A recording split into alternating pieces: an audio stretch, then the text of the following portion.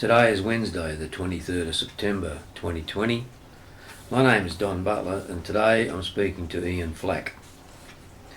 Our subject today is Swanleigh, which is situated on the banks of the Swan River in Middle Swan. I will commence with a brief overview of the early years and creation of Swanleigh as a hostel for country children to board at and attend school in the Midland area. In the early years of European settlement, the Anglican Church opened an orphanage on the site at Middle Swan in 1876. It then progressed to become Swan Homes in 1943 and finally Swanleigh in 1960. Further reading on the rich history of Swanleigh can be explored in two publications, Noisy Mansions by A. Roy Peterkin and My Father's House by Ron J. Elphick, which were the Richard Stoll years, 1972 to 1992. Good afternoon, Ian. Good afternoon. You became involved with Swanleigh in August 1977. How did that actually come about? Well, it came about, our family are very involved in the Anglican Church, and at that time I was working at Midland. I was the manager of the Midland division of the Meat Commission, Western Australian Meat Commission, and I was contacted by the Archbishop of Perth, the Anglican Archbishop of Perth, Geoffrey Samble, who invited me to lunch at the World Club. I'd never been to the World Club before, so it's quite a new experience for me. You got dressed up? Got dressed up, and during the lunch he put it to me that he would like me to become a member of the Swanleigh Council, and I agreed. So that was my introduction to Swanleigh. So you just became a council member initially? Correct. How long were you a council member? Oh, I can't tell you the exact number of years, probably, I don't know. You weren't really in an executive role? No, I was a member of an executive committee. Right. So I was mainly involved because of my business and industrial relations experience. Yeah. And also your faith? And the faith, yes. Yeah. Everybody on the council was of the Anglican faith. Yeah. Being a hostel as it was for country children, there was obviously no support from the government because it was not a school. Funding must have been a problem. Funding was a problem. The two areas that were a particular problem were the cost of getting the children to and from school by bus, and general maintenance and capital expenditure was a problem. There were very few funds available for that. So the upkeep of the buildings must have been quite an expensive exercise also. Yeah, some of them are very old, and some of them had even been built by the orphans, and they were not in good condition. Some of them, there was at one stage a situation where boarders were sleeping on the verandas. Rain was disturbing their sleep, and the gutters were rusted through, and this was also causing problems for the boarders on the verandas. And it had to be treated as a matter of urgency, but there were very few funds available. Because they went from dormitories to houses. Yes, well, they were all houses when I got involved. Right. So when you became involved, Richard Stoll was the man in charge. What was his title? Director. So you would have had quite an involvement with Richard Stoll. Yes, Richard Stoll was a fine man. He and his family, his wife Florence and the three children lived on site at Swanleigh, Mm. and he was very involved in the welfare of the children, and he managed with few resources very well, and always had the interest of the children at heart. There were features that I can remember where there was always, every year we council members attended a deb ball. They had a debutante ball, which even when they stopped becoming fashionable, the young people at Swanley really look forward to their deb ball, which is held in various venues around the area. Like Swanview High School, Governor Stirling High School, they were two that I remember. Oh, yeah. Usually held on the coldest night of the year. Well, they were always a wintertime function. To sort of sustain the place, fees were paid by the boarders and their Correct. families. Were fees ever increased to Well, initially they weren't. They should have been increased, and they weren't increased for many years, which caused some of the financial problems. There were few, if any, reserves, and the cost of particularly maintenance wasn't covered in the fees, and that led to a deterioration of the buildings, which needed to be dealt with. Later on, the council decided to charge costs, and that didn't appear to have any significant effect on the parents. So, where did most of these students come from? My recollection is most of them came from north of Perth. Right. There would have been a number from south, but north, particularly the Pilbara, before high schools were built up there, and other areas in the north before high schools were available to the young ones. So regional high schools would have contributed to the demand and the eventual, closing of. Oh, I'm sure of that. Yeah. So the staff turnover, from my reading, there was quite a staff turnover. Yeah, I can't remember a considerable staff turnover. There was a turnover because of the financial situation. The wages that were paid to the staff were not really very high, and there was at one stage some agitation from the staff in relation to increased wages and possibly conditions, and that led to industrial action. And I think there was a gentleman called Milstead who was a housemaster, and he may have even been deputy director at one stage, and he led the push for better working conditions. And because of the low wages, obviously they would have been attracted for people to work in other industries. So each house had a Housemaster housemaster. or mistress, as occurs. Right, for the girls. Yeah. So there were boys and girls Yeah. houses. Boys and girls' house, or no co-head houses. And so there would have been female housemasters and male housemasters. So fundraising was a major problem.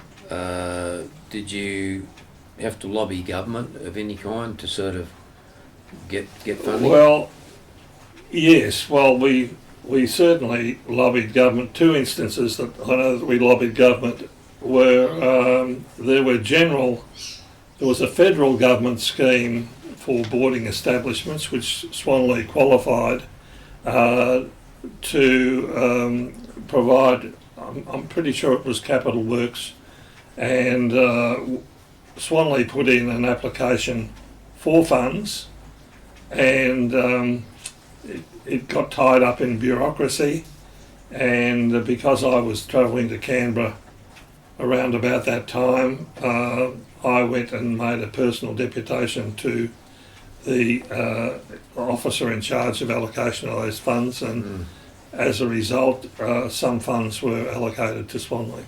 Right. That was number one. Number two was we used to buy second-hand MTT buses to take the children to and from school, and they were driven by housemasters or mistresses, mainly housemasters, I think. And we were looking for assistance with, as the buses broke down and we didn't have funds to replace them. They'd done quite a lot of kilometres before we even got them. We approached the education department for assistance. Initially, I think that was refused. However, Swanleigh put to the education department that unless there was assistance to provide buses, then the normal bus service wouldn't cope with 300 students going to Hampton High or Lockridge or Governor Stirling, and they saw reason, and there was some assistance given. Forced into a corner. Tax deductibility was an issue. They couldn't get it because of the status of being like a boarding house. Yeah, I wasn't really too much involved in that. I know that it was an aim and objective of Richard Stoll to achieve that, and eventually I think it was Eventually achieved. they achieved it. They also had endowments of some kind. Yes, the endowments. Well, the endowment that I recall was endowment land at, it was either Stoneville or Parkville. And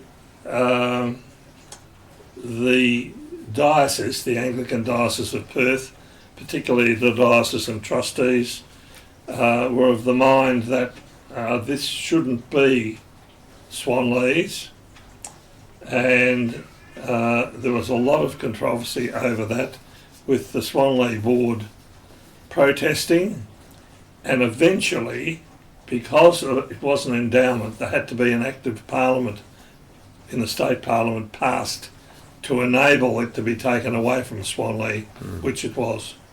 It was.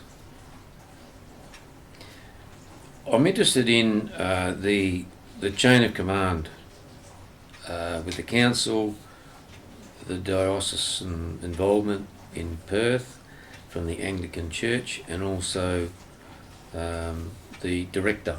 What was the order of? Well, my understanding is that it was an arm of the Diocese of Perth, and that the body that controls the property and property investments of the Anglican Diocese of Perth is the Diocesan Trustees, which is also set up under an Act of Parliament. I was a diocesan trustee later on in my life. Right. And the Archbishop was we'd have to check on that, but he certainly appointed the chairman or chairperson, because there was a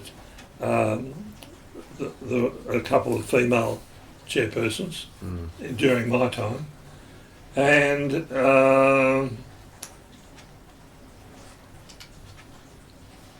I'm pretty sure that Richard was appointed by the Archbishop as the director at that stage, but I wasn't on the council when that took place, so I can't remember the detail, but he certainly was very close to the Archbishop of Perth, Archbishop Samble, because they both, Richard initially came from the Isle of Man, but he was the headmaster of the junior school of Ivanhoe Grammar School in Melbourne, Mm.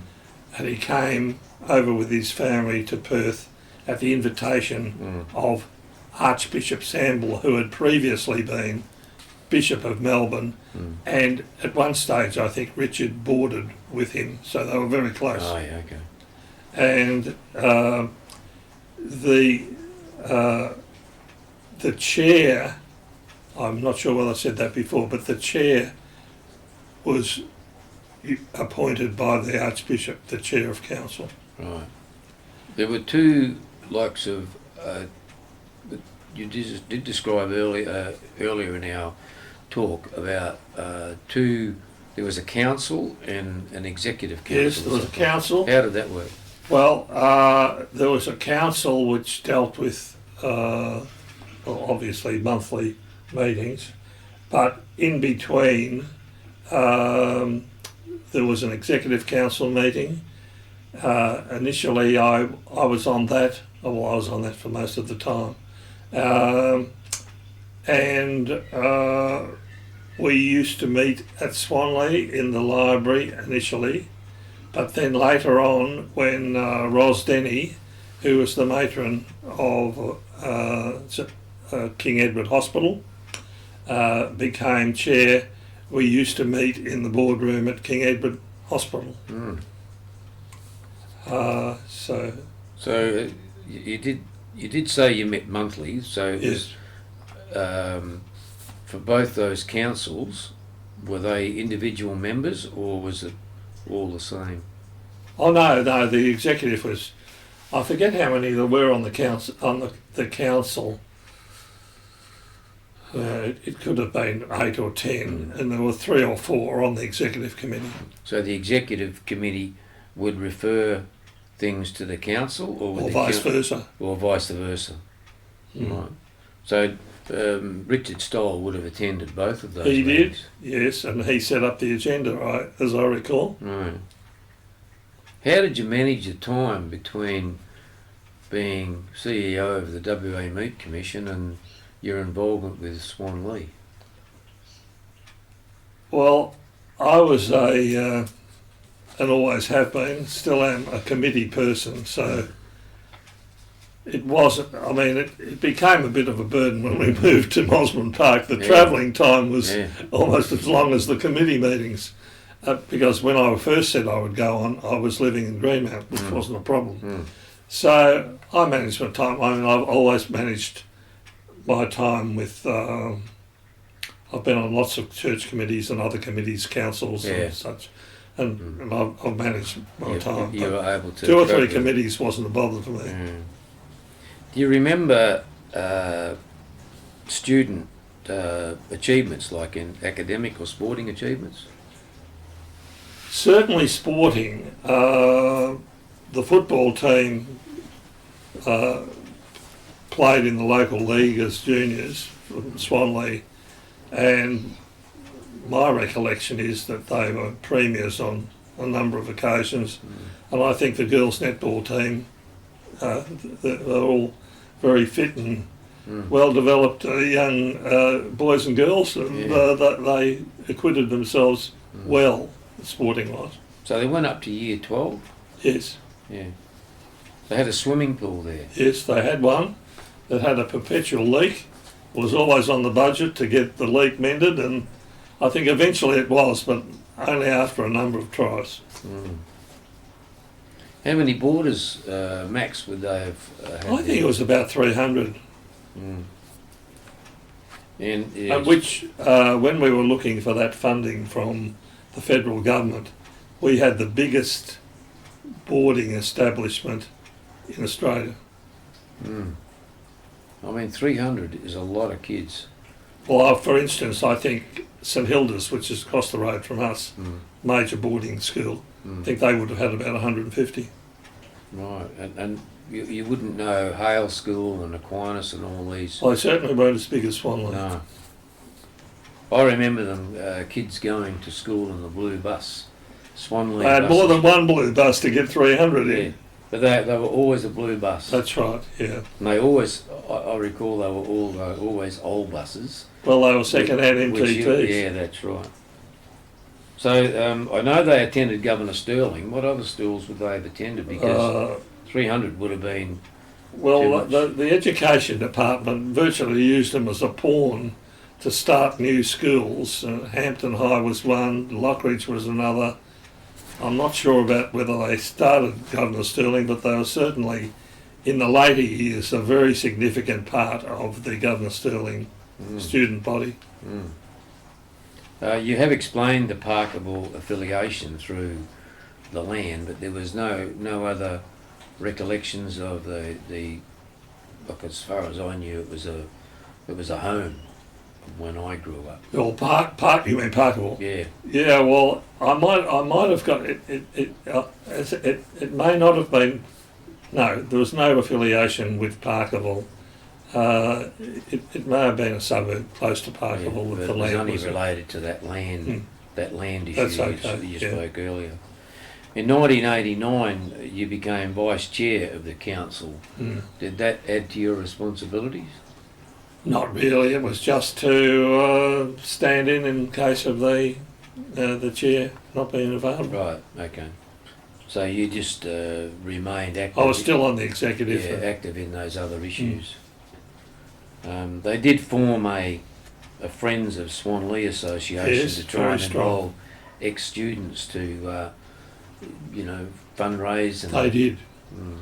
In fact, they were significant, and I believe that after I finished on the council, there was very big fundraising activities. They used to have an annual event where they invited the friends along, and they used that as a fundraising facility. Yeah, I did read once where they raffled off a BMW.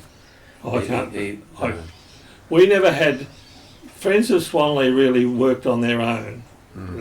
They weren't. No, we never had lots of business to do with Friends of Swanley. They were a fundraising and fellowship activity for ex-students. Like an old boys type thing. Yes.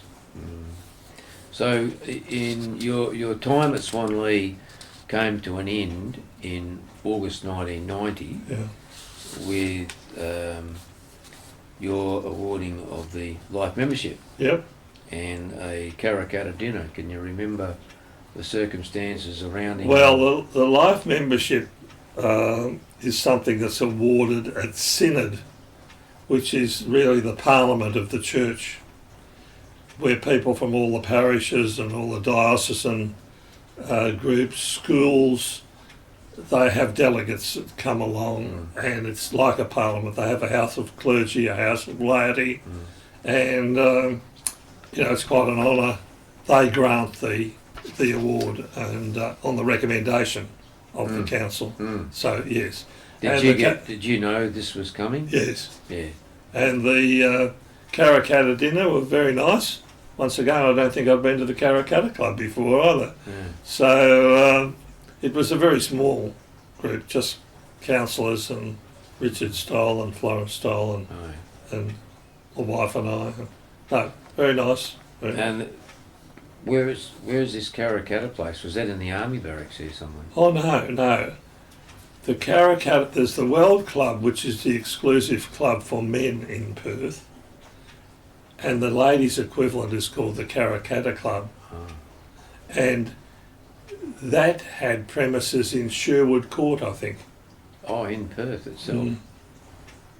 Oh, there you go. So, they must have thought highly enough of you to award you life membership, and your involvement with Swanleigh overall was quite a positive experience. I think it was fantastic that it filled in a gap for families who couldn't afford to send their children to a boarding school because of the cost. And there was really nothing for them in the country. And this was a sort of an intermediate measure that really, the fact that the country parents kept on sending one child after another, and I think that later on some of the mining companies may have even paid the fees for the children. before the local high school was established. Did marketing form part of the scheme to try and attract I think students? it did come when there was a development officer appointed, Kelvin Bartholomews, who was an ex-teacher, was appointed. Much younger man than Richard was appointed to do the development side of things. Yeah, so he would have attracted, got that number up to 300 plus, obviously. He could have. I can't remember the exact dates. Yeah. Well, look, you know, to be hold such an executive position with the West Australian Meat Commission, and to give your time to an organisation like Swanleigh was really quite an achievement. So, congratulations on that. Thank you. Thanks for our chat today. Thank you very much.